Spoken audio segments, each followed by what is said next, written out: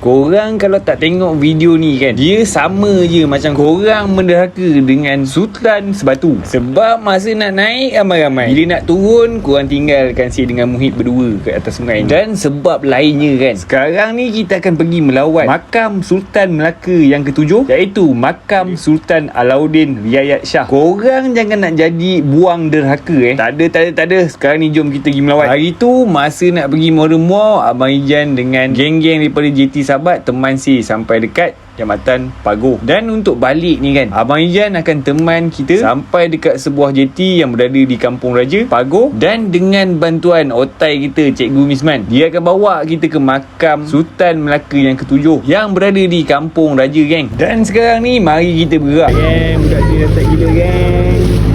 Adik-beradik ni, geng. Adik-beradik. Ni adik-beradik. Oh, Gunung Ledang cantik je. Cantik bang. Mantap lah Abang Ijan kat situ bang.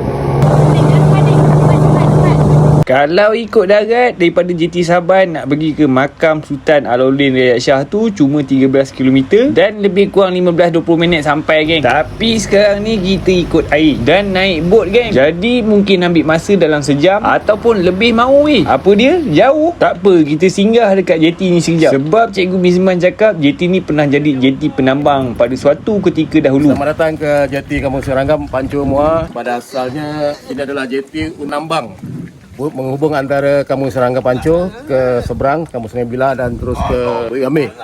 Ini asalnya adalah JT penambang dan sekarang tadi naik taraf lah. Kalau kita lihat di sini ada. Jom kita pergi tengok peninggalan sampan kotak kayu orang kata untuk daripada tanah sini ke tanah sebelah. Sebab Sungai Muar besar, geng. Asalnya guna kayu, double kayu. Kayu asalnya. Dan kemudian ada bot enjin bot tu 5 kuasa kuda je. Biasanya kalau orang kampung sini, hari Jumaat ada pasar lambak Bukit Amir, kita orang pergi lah. Oh, pergi juga.